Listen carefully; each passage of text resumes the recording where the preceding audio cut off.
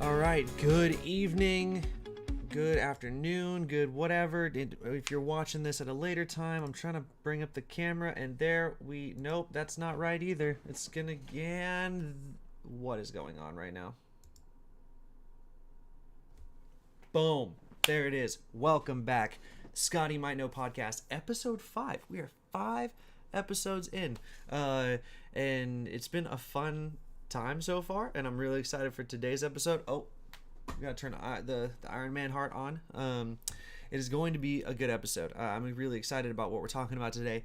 As always, put your questions and comments and stuff in the chat as we go. I would love to kind of react to them and hear what you guys have going on, or your own personal insights.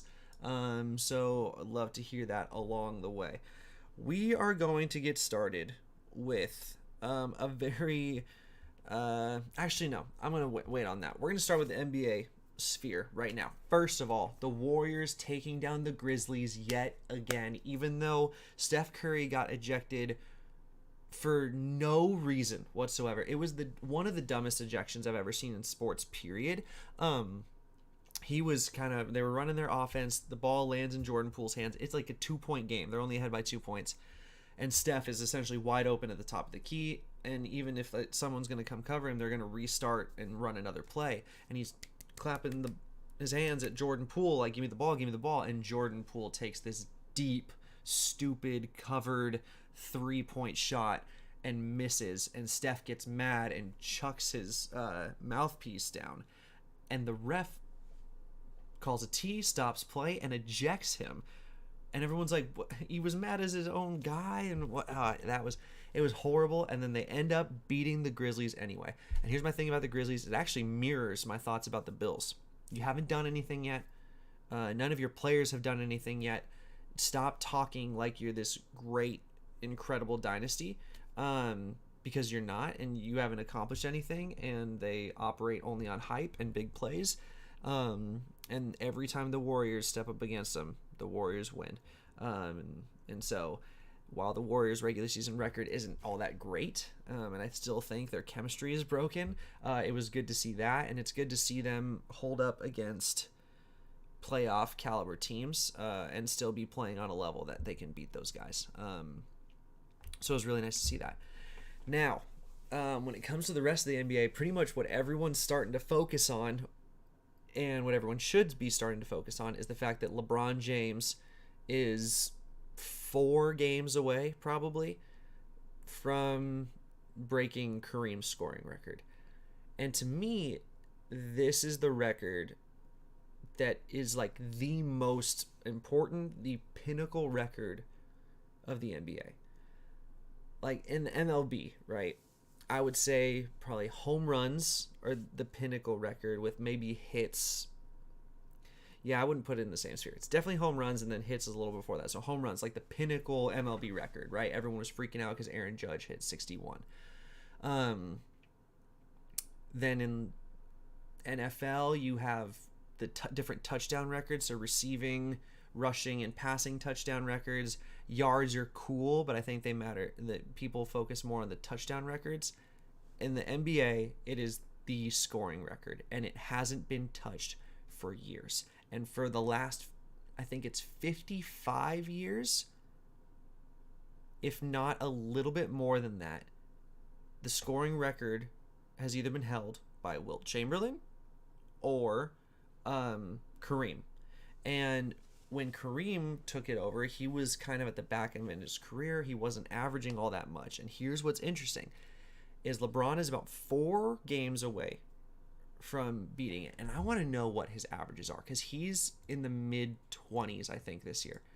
2023 stats. I guess it's 2022, 2023.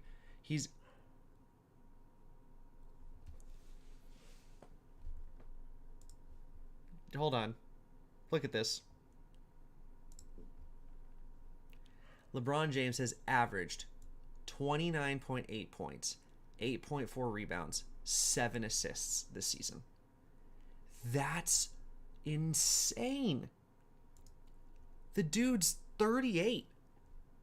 Like he's still killing it. And here, this is why this is interesting about him breaking this record, is not only is it the most important NBA record, but he's going to do what Steph Curry is going to do to the three-point record. Make it so that no one can ever touch it again. And the math on the Steph Curry three-point record, the amount of threes that you have to hit early on in your career is wild. So not only do you have to be a starter from day one, but you have to be fantastic at shooting the three ball early to be able to get the numbers underneath you early on in your career to make a run for Steph's numbers as they are right now. And Steph probably has 3 more seasons. With LeBron, he is the youngest player to every 1,000-yard point mark. And then I think I said this in an episode previous. Once you get past like 600 and something points, he is the youngest player to every point, like 1,271, youngest person to that, 6,000, whatever, all the way up to, what is he at, 34,000 now? And he's still averaging almost 30 per game. So not only is he going to put the record at a spot that's going to be hard to get, even if he ended the moment he broke it, but if he continues to average even just 20, 25 points for the next however 2 seasons probably left of LeBron James, 2 to 3 seasons at most. But even if let's say he plays 60, even let's say if he plays 50 games, I want to do the math real quick, right? 50 games at 20 points a game. That's another, times 3, right? That's another 3,000 points on top of it. He might get to, no, is it 38,000, right? Is Kareem's record? So I was wrong on the 34, by the way. I want to get this right, math-wise. Kareem scoring record. Yeah, so LeBron's at 38,000, right? And Kareem is at 38,387. So he's going to beat that. Then he's going to play 2 to 3 more seasons. And if he averages 20, he will add another 2 to 3,000 onto this number. He could end up above 40,000. That is insane. Because even if you break that down and you divide that, you play 20 years in the league, that's averaging 2,000 points a season, which is a 24-point average for your entire career, from your rookie season all the way to when you're an old man and the body's breaking down. 24 points as history moves on, and we are getting in. Thank you, Scott, for the support. I just saw that come through. That's awesome, man. Thank you for coming by. As history continues to move on, right, and as history continues to develop when it comes to basketball, we're going to get to a point where it's going to become, whether it's 50 years from now or 100 years from now, it's going to become laughable to say that LeBron is not the greatest player. And maybe you can still argue Kareem, but Jordan is going to start to slip way down. Again, from being essentially where I have him, like 4th best. And because it's going to become, all right, LeBron has the most points. He's been to 9, it's more than 9, 10 finals. Yeah, 10 finals, which is 1 short of the record with Bill Russell, right? He's done it with multiple teams, and he had no support for most of his career. The only support that LeBron had was when he was in Miami.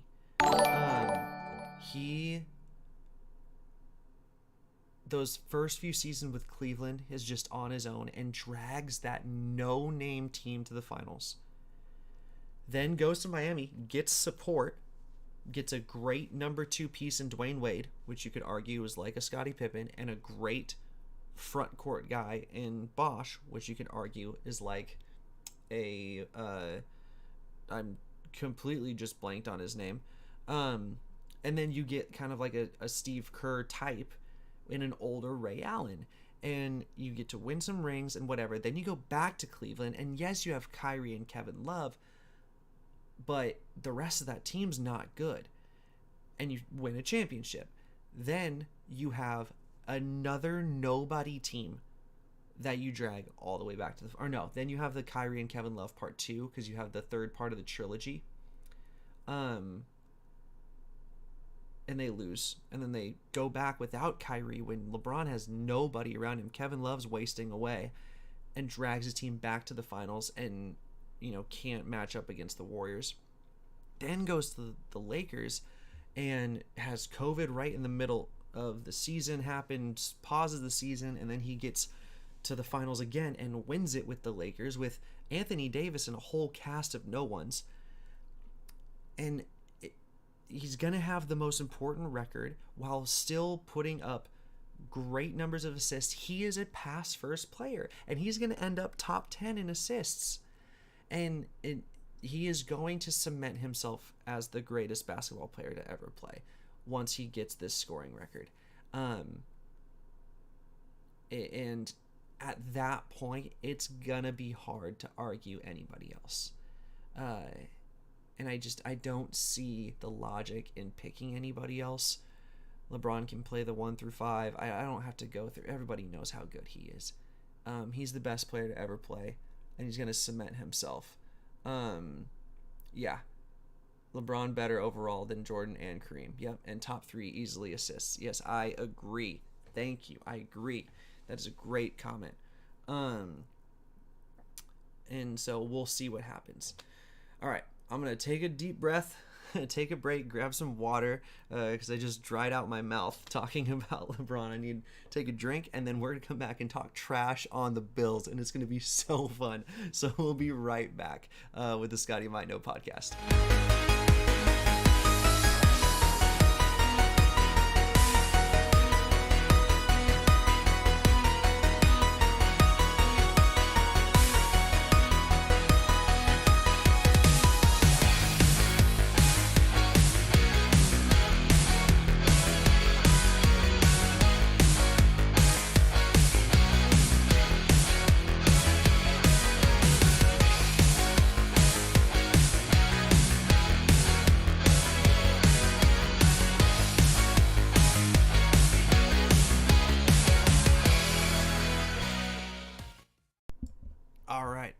We are back, and I'm going to hit the correct thing this time to bring me back right away. Boom. Setup tour. I actually haven't done that yet. And so I think I can pick up my camera and kind of move it around.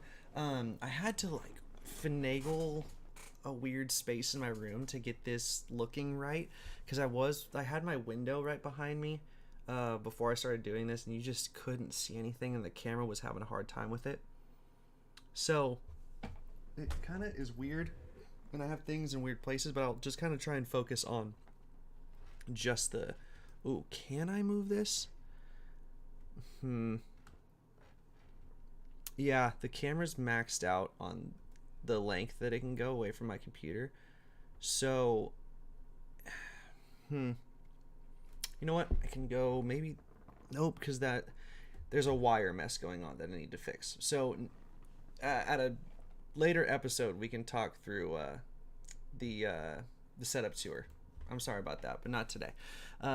This is my computer right here, with a Ryzen 7 and a 2090 graphics card, 16 gigabytes of DDR RAM. The motherboard is the Tough Gaming something. I can't remember. I made it 2 years ago. I can't remember all the specs off the top of my head, but and obviously the Iron Man heart up there with the Lego Iron Man and the Iron Man mouse. So obviously gotta have it. And everything in my setup is black and white like this, and so or with the rainbow color. So I have speakers that are white that have the RGB. I have a Nintendo Switch that's white, and so I kind of have a color theme going on with the setup. But yeah, all right. I'm gonna answer questions at the end now because I always answer questions at the end. So keep putting them in the chat. I see them, and we will answer at the very end. So, real quick on the Bills, and if you hear my dogs barking, I'm very sorry. But real quick on the Bills, I can't talk for a second. The GM spoke up, and oh my goodness, is it laughable, dude. So let me look this up again. I went searching for all those NBA stuff and I lost it. I want to get this quote right. Brandon Bain, or whatever this guy's name is, was asked about the game, and he kind of went on this rant of like, yeah, here it is. I don't want to suck bad enough to get Jamar Chase. And then talks about like they have an advantage of having a quarterback on a rookie deal and all this kind of different stuff, like just gives all the excuses. And so pretty much what you did is you backed your team into a corner, and they said, one, they're younger than us and still kicked our butt. Like that's the first thing you're saying. They're younger than us and they still won, right? And so you can't, like, first of all, that's what you're saying. They're less experienced than us, than whatever, and they still beat us badly. Here's the other thing. I don't want to suck bad enough to get Jamar Chase. Listen, Joe Burrow got injured that year, and they end up, I think, 4-11-1. Did they have that tie that year? I think so. And then you end up with the top 5 pick that turns into Jamar Chase. I'm almost certain. Yeah.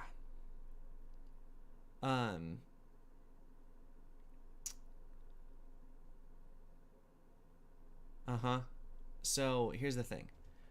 And so he struggles. They go 4-11-1. They get Jamar Chase in the second year. The Bills GM, who is talking all this smack, in Josh Allen's rookie contract, they have a top 10 pick his second year. So they sucked. And guess who they took with their top 10 pick? A D tackle named Ed Oliver, who has barely panned out. He's not doing well. He doesn't even get all the reps. And so you couldn't draft right, and you had a rookie, or you had a quarterback on a rookie deal, and you couldn't draft the guy in his second year to help him. Then here's what really makes me mad. You want to talk about how Jamar Chase is on a cheap rookie deal? The pick that they traded for Stephon Diggs, the pick that they traded, for Stephon Diggs.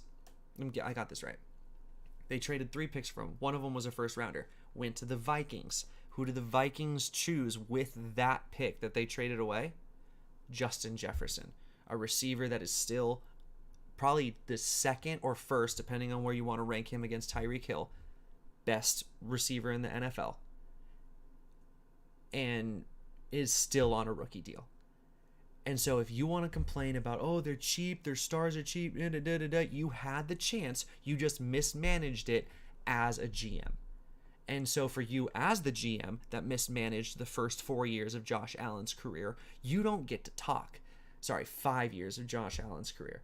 You selected a D tackle when you did have a top 10 pick, and then you traded away the pick that was Justin Jefferson. Now, Stephon Diggs is good, but he's expensive. The next season, this upcoming season, I think the Bills are going to be spending like $80 million on Josh Allen and Stephon Diggs. And they're not going to win you a Super Bowl. This is why I'm saying the Bills' window is officially closed as presently constructed. The only way that they get anywhere is if they kind of tear it down and trade some people here and there. But I think you got to make a move, and you got to get cheaper and younger to have a chance, and then you got to change your head coach, at least your defensive coordinator. So that was a hilarious interview to me. That GM just, all he did was make himself look bad. Oh, I don't want to suck bad enough to get Jamar Chase. Well, you were bad in Josh Allen's first year, and so you had a great pick and you used it on a D tackle and not a great wide. I would be interested to know what wide receivers were available at that pick. You know what? Let's look it up, and then we'll move on to the baseball part, and then we'll move on to your guys' questions. When they drafted Ed Oliver, was in 2019. So, 2019 NFL draft. Let's look. Shall we? Let's try. You know what? I want to try this screen. Nope, I don't want to try that screen. What's up? Double me.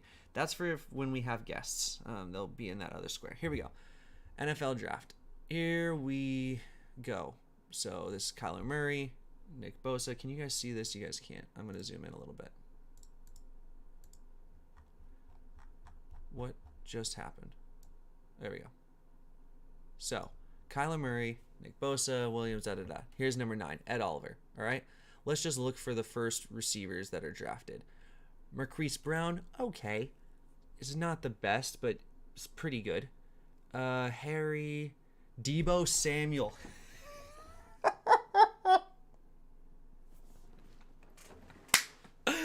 Oh! You had your chance at Deebo Samuel. You want to complain about not having Jamar Chase and having to pay too much about this, that. You had your chance at Deebo Samuel, and then you still could have traded those picks to get Stephon Diggs. Oh no. AJ Brown was in this draft. Mecole Hardman's in this draft.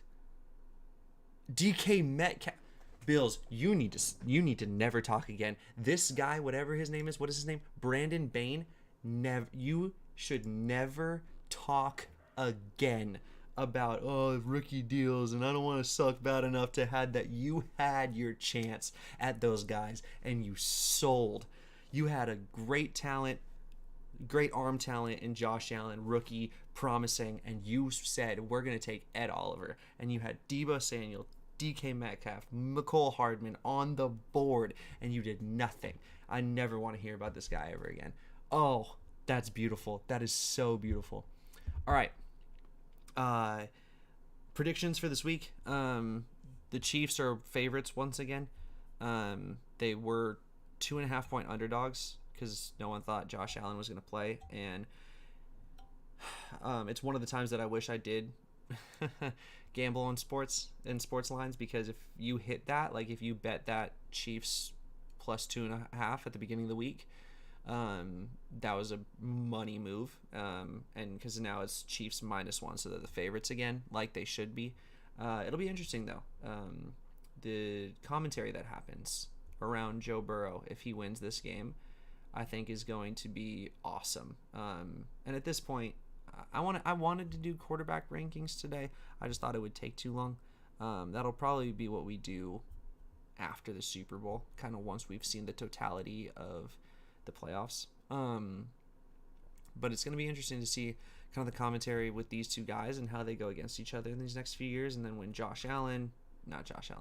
when Trevor Lawrence and when Justin Herbert enter the mix and get some competent coaches and teams around them, because the Jags need better players and the Chargers need better coaches. And so when those come into place, it's going to be interesting to see what those 4 teams do. And then I think the Bills are just going to be floundering in their own little land for a while. And then obviously what happens with Purdy and Jalen Hurts entering into the top 5 quarterbacks that we have in the league. So we'll do quarterback rankings after the Super Bowl. But I see the Chiefs winning still. They're the favorites again. I agree with that. When they were 2.5-point underdogs, I still thought the Chiefs were going to win. And then anything could happen in this NFC Championship game. I believe it's going to be Niners. And then we'll see our first rookie quarterback in the Super Bowl. But who knows? Jalen Hurts could really go off. So we'll see what happens there. I think, as always, as I've said all season, we're going to see Chiefs-Niners in the Super Bowl. But we'll see what happens. So we're going to take another very quick break. We are zooming through the podcast today. I like it. But we're going to take another quick break. Be right back with the third block. We're going to talk a little bit of baseball news, just a touch. And then I want to get to questions and stuff that you guys have put on through Instagram. and whatever. So we will be right back with the Scotty Might Know podcast. Thank you.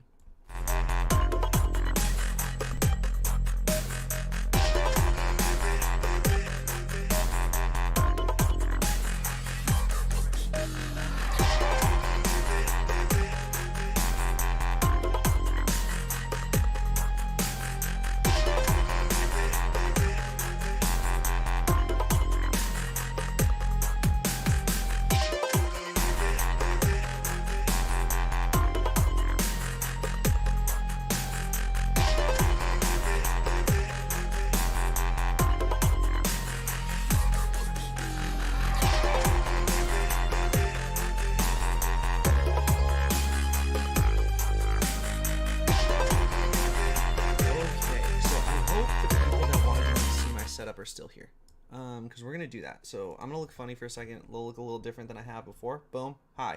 What's up? Because I figured out how to detach my camera and make sure it didn't break everything. So I'm gonna turn the light off so we can properly kind of see everything. So again, things are in weird spots because I had to move this just last week for the podcast. So I hope you're still here if you want to see the setup, but here it is. So again, my computer is right there. And again, you got the Ryzen 7, the graphics card, the motherboard, the Iron Man stuff at the top. The lighting is not being my friend.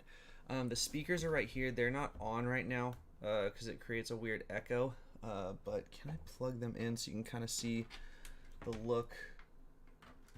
There we go. So they're like that. They change colors along with the RGB stuff there. Obviously my main screen, that's the screen where I can like see that everything on the podcast is working for the live stream.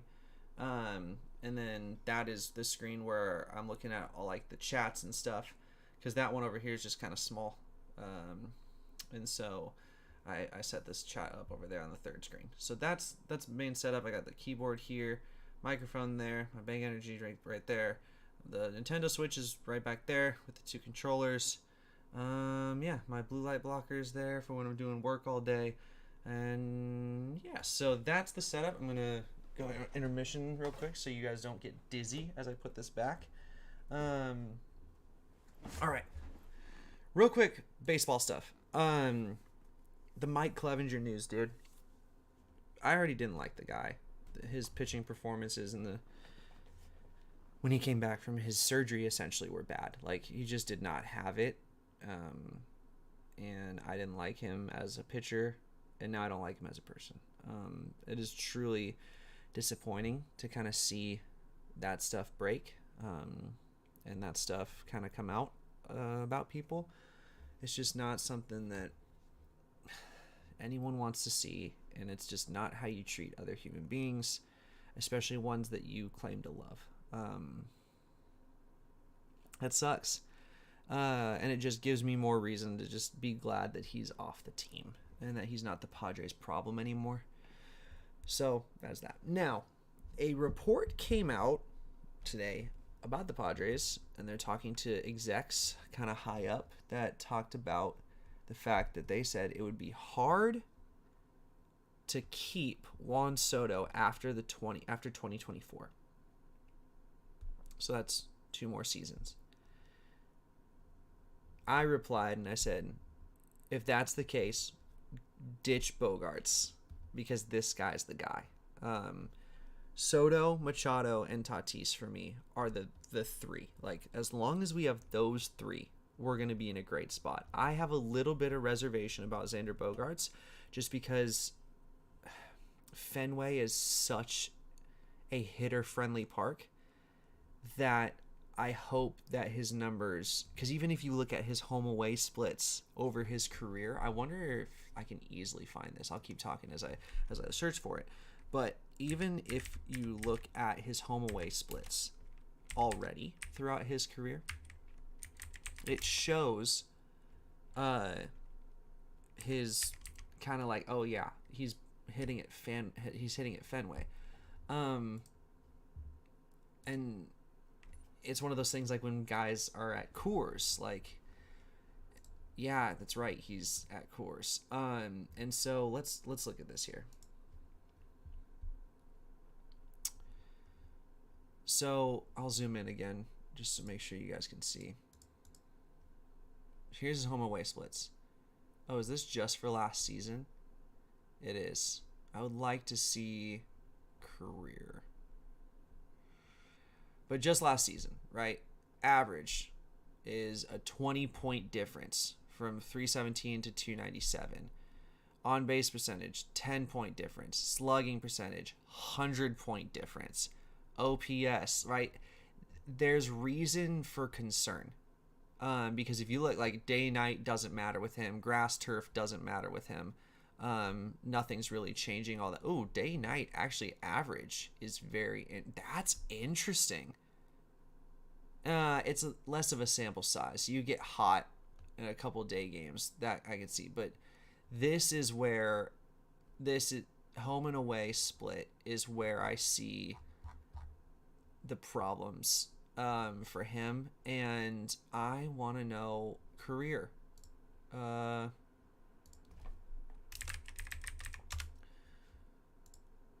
Career. Here we go. Thank you, Fangraphs.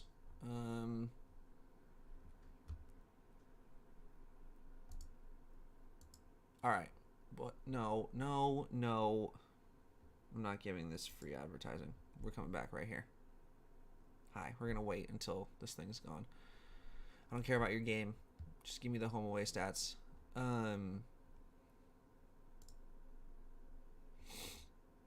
Okay. Home. Career. Home is a 312 average. Not bad. Where is, like, the rest of the stuff? Oh, there we go. No, where's, like, his OPS? Slugging is 497 at home. OPS is 872. And, all right. So now take me to away. So 312. And, all right. Yeah. His career average at home is 312. His career average away is 271. It's worth talking about. This is not just a fluke thing. And every single year is down. So, I didn't realize we're not on the thing anymore. So there we go. Every year is down, right? So here's the stats. Ads go away. One season in 2020 when he played 28 games where he batted over 300 away, right? Not at Fenway. And then when you click back over here, 1, 2, 3, 4, 5, 6 seasons where he bats over 300 at home. Now that could be, I don't like to travel, I don't want ever. I hope that that's the case. Because it just shows like there is something to be talked about there. So if for some reason it comes down to we have to start choosing our stars because everyone's going to be making too much money, it's Soto, Machado, and Tatis every time.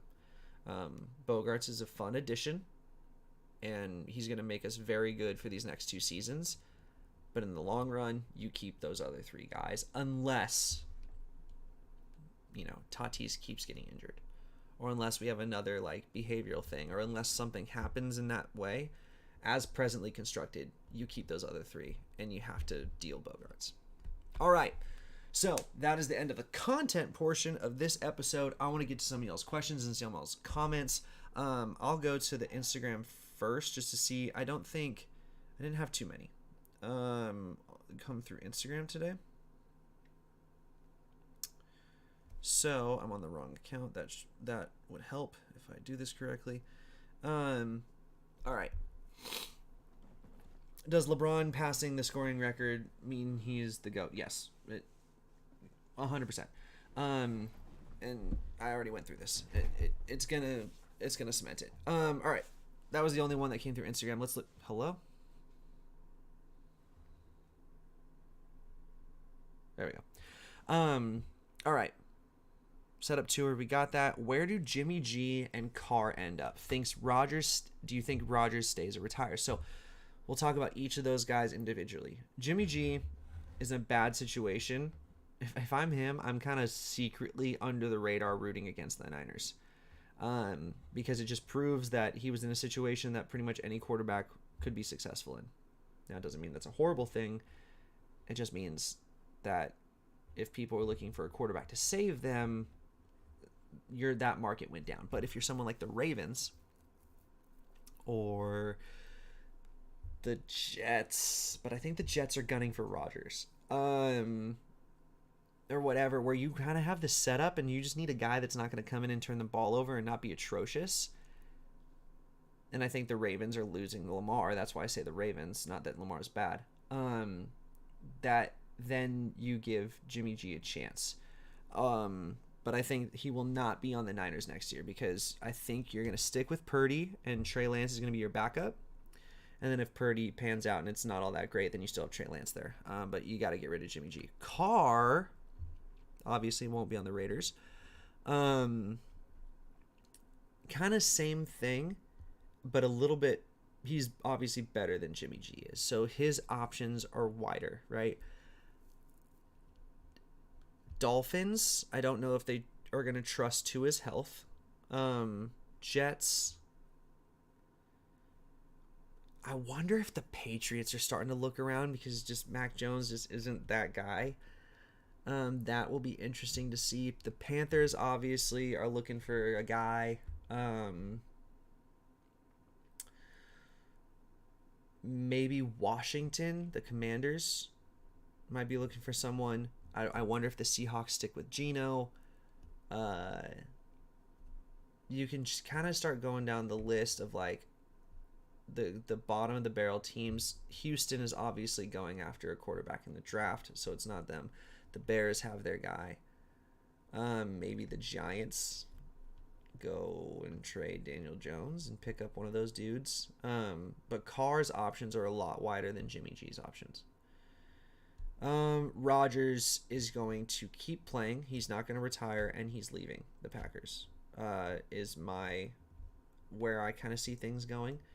And I think the Packers should be trying to get rid of him as well. I think he's going to keep holding that. If he stays, he's just going to keep holding them hostage to average years. So I guess we'll see what goes on there. All right. Really want to see your setup. We did that. I'd take Ed on the Bolts over all the players we have at D tackle. Not elite, but a different. Oh, Ed Oliver. I like.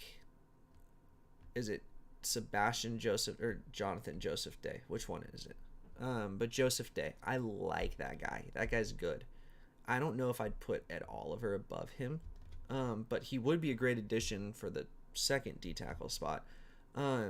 My only point with that is the GM complaining about having a rookie quarterback deal and a rookie receiver deal, and them both being superstars already. I'm kind of saying, like, you had your chance with that. You had the chance to do it, and you took this guy instead. And your defense isn't that good. Well, your defense is good in the regular season, but every time you get to the playoffs, your defense falls apart and gets blown up. And so you can't really say, like, we did it for the defense. So that I wasn't, like, hating on Ed Oliver, like, he's a bad player, he's out of the league. It was more of they messed up, I think. Bengals going to win. Burrow surpassing Mahomes and ranking with a Super Bowl win. Doing more with a quote-unquote bad team. No. I can't fully agree with that. If the Bengals win, Burrow gets to enter into the conversation of this guy or that guy, and it becomes the new Manning Brady. But just like Manning Brady, one guy, everyone's going to eventually go, yeah, no, it's him. Like, essentially what we're gearing up for in the NFL moving forward is what we kind of just saw in the last era. You had Manning and Brady, and it was all the AFC too, just like it is now. You had Manning and Brady, and then you had Phillip Rivers, Ben Roethlisberger, and Eli Manning, who all might win Super Bowls here and there, but it's Manning and Brady fighting, and then these other three guys who are all A-plus quarterbacks fighting and competing, and in Eli Manning and Ben Roethlisberger's instances winning Super Bowls. I think we're seeing that. We're going to see Burrow and Mahomes at the top, kind of always in a position of like whatever, and then you're gonna see the other three guys, Allen, Herbert, and Lawrence, kind of sneaking in and fighting and pulling these, Super Bowl wins maybe out. And then, yeah. So I'm excited for that. But here's the thing is I don't care if I agree with the Mahomes was kind of given a silver platter. Like Justin Herbert broke every rookie quarterback record with a coach that didn't believe in him because he tried to start Tyrod Taylor over him, and it took a person stabbing his lung for it, not stab, you remember, with the needle, for it to switch over to Herbert. And he had the worst offensive line in the league. And so I've always said, like, oh yeah, like when you compare Herbert to Mahomes, like Mahomes had the silver platter. Here's the thing. Nick Wright threw out this stat today. Mahomes has played 92 games. He's lost 3 games by more than a touchdown. Joe Burrow has already lost more football games than Mahomes, and Joe Burrow has played 3 less seasons. And that's not even including the ones where Joe Burrow was injured and his team was losing. It's when Joe Burrow has started and finished games, he's already lost more games than Mahomes. Mahomes has been to 5 straight, not just been to, hosted 5 straight conference championships. Like, it's not, if Burrow wins this, he's the de facto one. It's, he gets to now really be in that argument. It's just, Mahomes has been so good. So good. Even though he has had, he has Tyreek Hill and Travis Kelce and all these guys, like, it's still been impressive. But Joe Burrow gets into the conversation, and I'll hear it out, and I don't think it's a bad argument at all. But we will see. Padres have 3 top 10 players. They have the best third baseman in baseball. They have the second best corner outfielder in baseball in Juan Soto. After, I almost said Giancarlo Stanton. After Aaron Judge. Oh, by the way, I said 61 home runs earlier. He hit 62. Soto over second best corner outfielder, and then you have Tatis, who I still believe is going to be top 10 in the league, and he's going to be the best player at whatever position he ends up playing. So yeah, I agree with that. And then I think they then have 5 in the top 30. If you go Musgrove, 6, Musgrove, Darvish, and Bogarts. You have 5 players in the top 30, I believe. So, yeah, I agree with that. Carr to Washington makes sense. Yeah, I think Washington they're primed. They have some great young talent, and they just need a quarterback to get in there and do well. Indianapolis is another team that all those guys could possibly go to as well. Indianapolis is starting to become the come here and play one season then retire team. Phillip Rivers, Matt Ryan, now like maybe Derek Carr, Jimmy G. Better season, Kim or Cronenworth? Kim's not going to start the whole season. Cronenworth will. Because you're going to have Kim starting until Tatis comes back. Wait. Yeah. Right? No, because Kim could start the whole year. Because I don't think you put Tatis at sec. I think they're going to end up putting Tatis in the outfield. So then Kim would start the whole year. And Cronenworth is going to start the whole year first. If Kim keeps progressing, then his next stage would be to match Cronenworth's numbers. Like, that's where he's headed. I just don't know if that's going to happen. But even still, he will be matching what Cronenworth does. And so, I'm going to still say Cronenworth, but we'll see. I love these questions today. Coach Reed has proven one with all QBs. Burrow is showing out on a historically bad team. I agree with that. So, I don't want to take away what Joe Burrow's done. That franchise has been horrible forever. And I think Joe Burrow has all the playoff win. It's like the playoff games that the Bengals have won have all been since Joe Burrow's got there. I don't know if that's a fully true statement. I'm seeing something. He either is now has the same playoff wins as the team had before he got there, or all the playoff wins they have is with him. Either way, he's been showing out, but it's not like Mahomes got Tyreek Hill and Travis Kelce. Yeah, okay, but Burrow has Higgins and Jamar Chase. And so it's not like Joe Burrow's doing it with nobody. Favorite young player in the NBA under 26. How old's Giannis?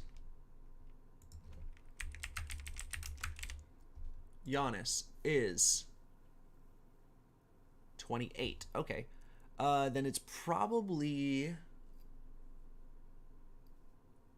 Jason Tatum? Hold on.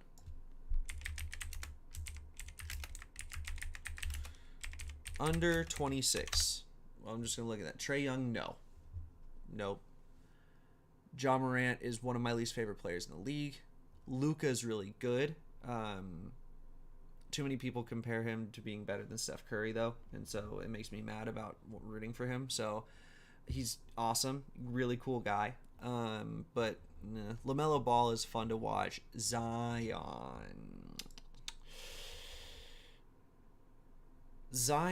and Jason Tatum, I think, are tied.